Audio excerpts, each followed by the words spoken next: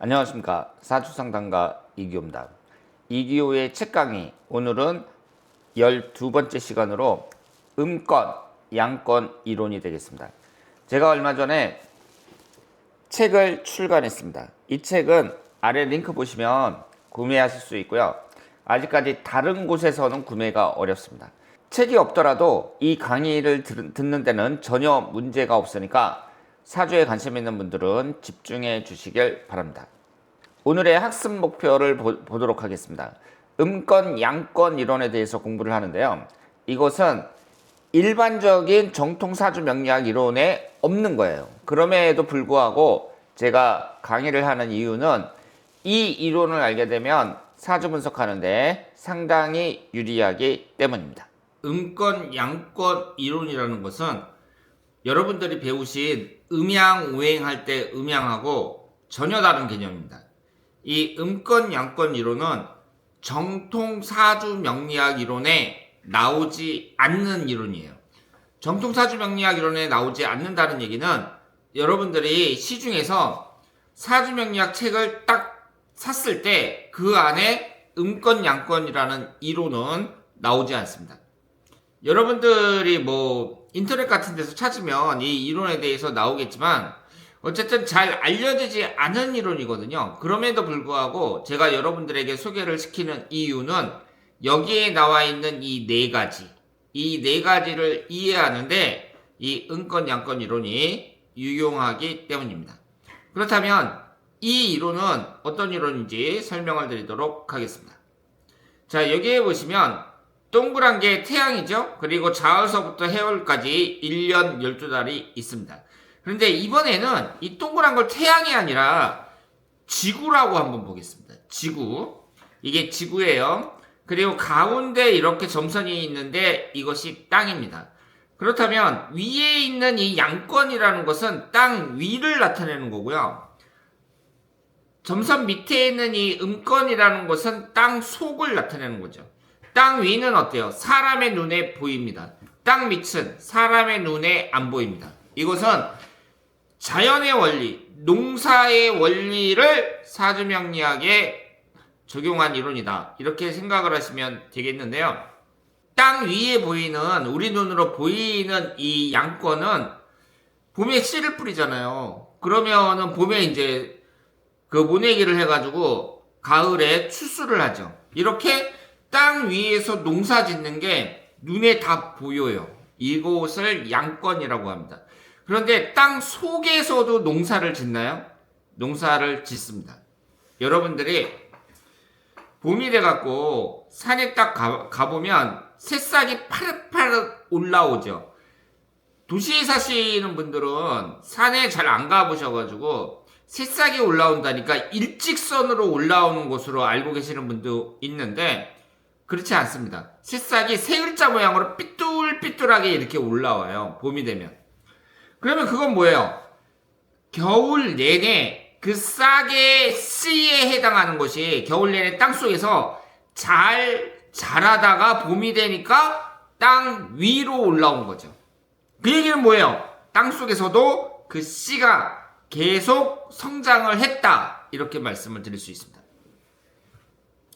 그리고 또 한 가지 예를 들면 나무가 있잖아요. 나무. 근데 이 나무가 겨울에 얼어 죽을 만한데 얼어 죽지 않습니다. 한겨울에 설악산 같은데 산속 깊숙이 들어가면은요 한 영하 3, 40도까지 떨어진다고 봐야 돼요. 그러면 얼어 죽을 만 하잖아요. 그런데 여러분들은 나무가 얼어 죽었다는 말 들어보셨어요? 나무는 얼어 죽지 않습니다. 그 이유는 이제 여름에 해가 이렇게 딱 비치면 땅에서 그 열기를 저장을 해요. 그리고 비가 오잖아요. 그럼 땅에서 그 비를 수분을 저장을 해 놓습니다. 그래서 겨울이 돼서 이 나무가 있을 때 그 뿌리가 땅 속에 있잖아요. 그러면 따뜻한 열기로 저장해 놓은 열기로 그 뿌리를 감싸줍니다. 그리고 저장해 놓은 수분으로 그 뿌리에 물을 공급하는 거죠. 그래서 그렇게 추운데도 나무는 얼어 죽질 않습니다. 자, 그러면 여기 보세요. 이 음권, 양권 이론에서 말하는 이 자연의 원리, 농사의 원리에 의한 명리학의 이론은 이렇습니다. 땅이 이렇게 있잖아요. 이게 땅이란 말이에요. 그러면은 우리가 그 천간을 예로 들었을 때 천간이라도 음양에 따라서 두 개씩 있잖아요. 천간이. 그러면 여기에 이제 양권에 해당하는 게 무토고 음권에 해당하는 게 기토인데요. 땅 위에 이 무토를 보면 옆에 있는 이 글자가 창과자거든요. 창과자. 그러니까 창과자라는 얘기는 벌판에서 창을 들고 전쟁을 하는 그런 모습을 나타내니까 이 무토가 땅 위를 나타냅니다. 이 기토는 땅 속을 나타내요.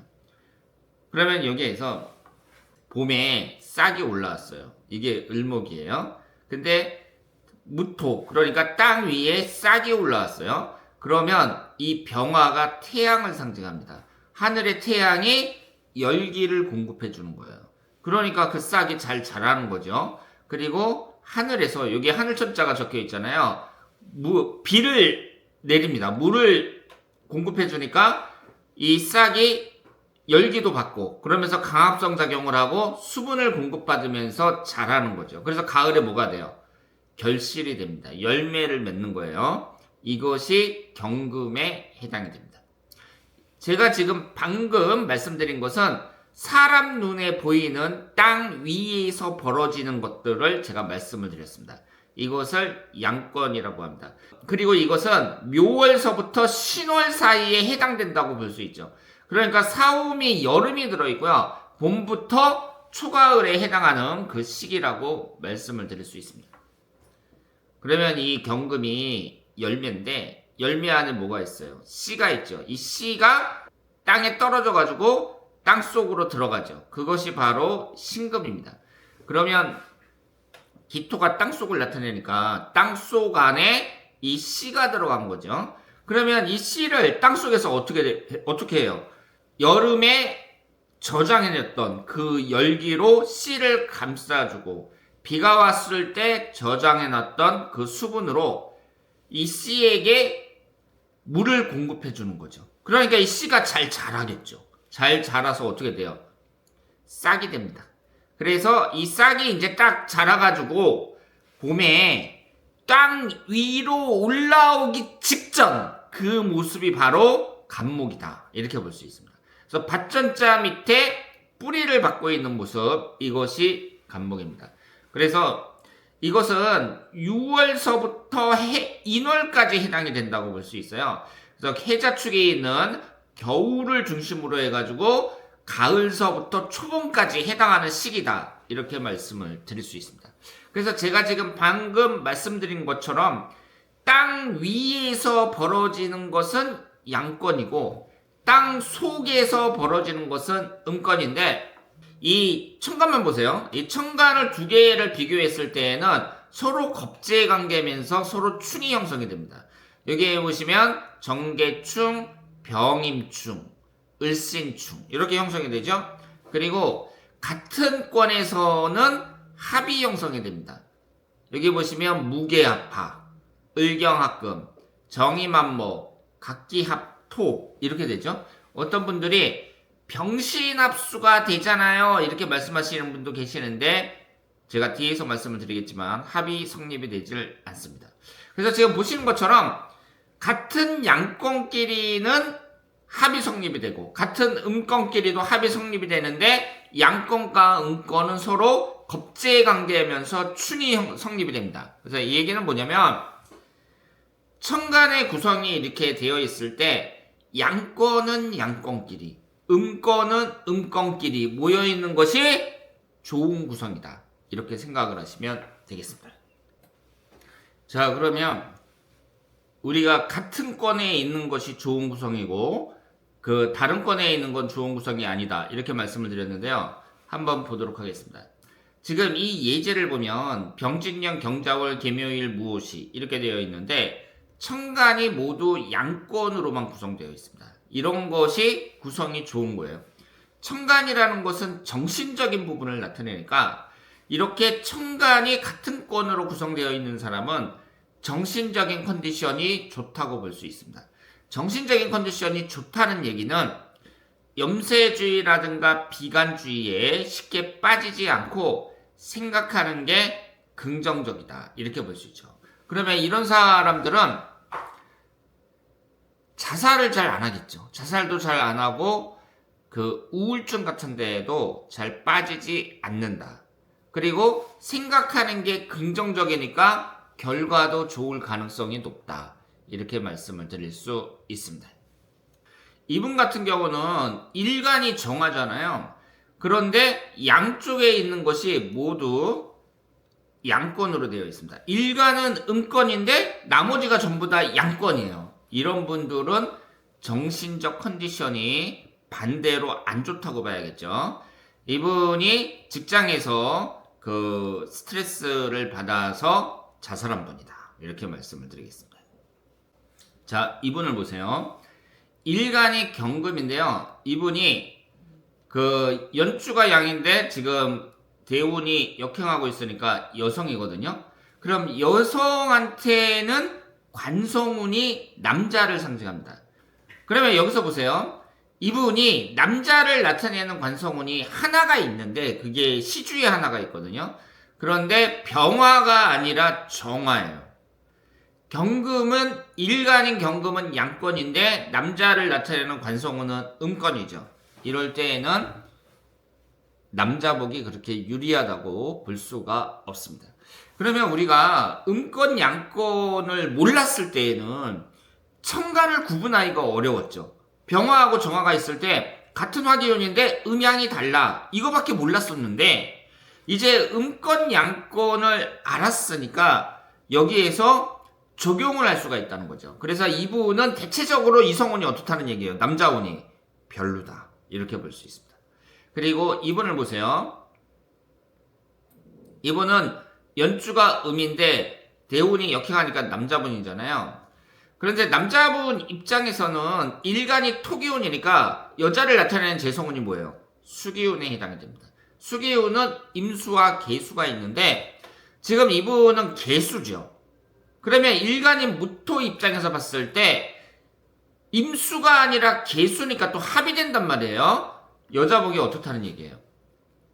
시주에 하나가 있으니까 여자를 좀 늦게 만난다든가 아니면은 나중에 뭐 중년 이후에 여자가 생긴다든가 뭐 이런 식으로 생각을 할 수 있는데 어쨌든 나에게 하나밖에 없는 이 재성운이 같은 양권으로서 구성이 좋다. 이렇게 말씀을 드릴 수 있습니다. 이렇게 우리가 사주를 분석할 때 음권, 양권을 알고 있으면 같은 목기운이라도 같은 금기운이라도 화기운이라도 어떤 것이 더 좋은가 병화가 더 좋은가 정화가 더 좋은가 간목이 더 좋은가 을목이 더 좋은가 이것을 구분해낼 수 있다. 이렇게 말씀을 드리겠습니다. 음권과 양권은 서로 겁재관계라고 말씀을 드렸습니다.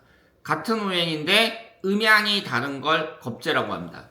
이 겁재라는 말은요. 재를 겁탈한다는 뜻으로 일반적으로 좋지 않은 뜻으로 사용이 되고 있습니다. 그런데 여기에 보시면 간목과 을목, 병화와 정화, 무토와 기토, 경금과 신금, 임수와 계수가 겁재에 해당이 되는데요. 겁재라 그래서 무조건 안 좋은 것이 아니라 이것도 우행에 따라 다르다고 말씀을 드릴 수 있습니다. 우선 간목과 을목을 보세요. 이 간목은 이제 겨울 내내 씨가 자라가지고 봄이 돼서 땅 위로 올라가기 직전에 그 모습을 나타내는 것이 간목이고 이제 봄이 돼가지고 땅 위로 솟아오른 그 싹이 을목이라고 볼 수 있거든요. 그러면 이 을목은 계속 위로 올라가기 위해서는 땅 밑에 있는 이 간목을 밟고 올라갈 수밖에 없습니다. 그렇기 때문에 간목과 을목은 겁재관계로서 서로 사이가 좋지 않습니다. 병화와 정화를 보시면은요, 병화라는 것은 하늘의 태양을 나타내거든요. 그런데 정화라는 것은 땅 속에 저장된 열기를 나타낸단 말이에요. 이 두 가지는 상호 서로 관련이 없어요. 다른 책에 보더라도 이 정화를 밤하늘의 은은한 달빛이나 뭐 모닥불 그리고 병화는 태양 이렇게 표기를 해놨거든요. 그럼 대낮에 모닥불이 무슨 상관이 있어요? 대낮에 촛불 이런 게 무슨 상관이 있어요? 전혀 관련이 없습니다. 그렇기 때문에 이 병화와 정화는 사이가 나쁘다고 말씀을 드릴 수 있습니다.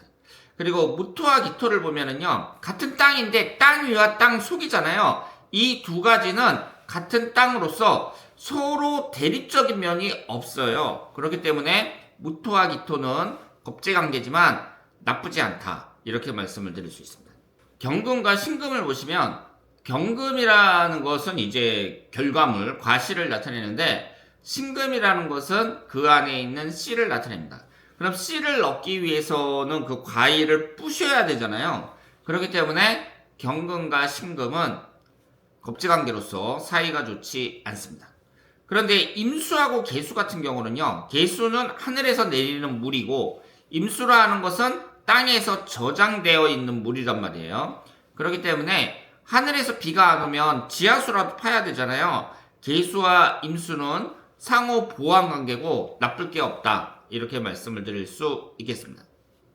자, 그래서 정리하자면 겁재관계에서 간목과 을목, 병화와 정화, 경금과 신금은 상호 불편한데 무토와 기토, 임수와 계수는 상호 보완적인 관계다, 이렇게 말씀을 드릴 수 있겠습니다. 이 겁재관계가 안 좋다는 것은 만약에 내가 사주가 신강하다 그랬을 때에는 비경겁재가 기신에 해당이 되거든요. 내가 지금 목기운이 많단 말이에요. 그런데 간목일간이에요. 그런데 을목이 들어와요. 그러면 안 좋겠죠. 더더욱 겁재관계로서 안 좋습니다. 그런데 만약에 내가 용신이 목기운이에요. 지금 신약한 상태라서 간목일간인데 간목하고 을목이 용신운이에요. 용신운일 때는 이것이 용신기신이 겁재관계보다 우선하기 때문에 을목이 간목일간 입장에서 나쁘지 않습니다. 하지만 간목에 비해서 어떻다는 얘기예요. 용신으로서의 효과가 현저히 떨어진다, 이렇게 이해를 하시면 되겠습니다. 학습 정리가 되겠습니다. 음권 양권 이론은 자연의 원리, 농사의 원리를 이용한 명리학 이론이다. 그리고 오행 중 토기운과 수기운은 겁재라도 나쁘지 않다고 말씀을 드렸습니다. 자, 그러면 다음에 더 좋은 내용으로 찾아뵙도록 하겠습니다. 대단히 감사합니다.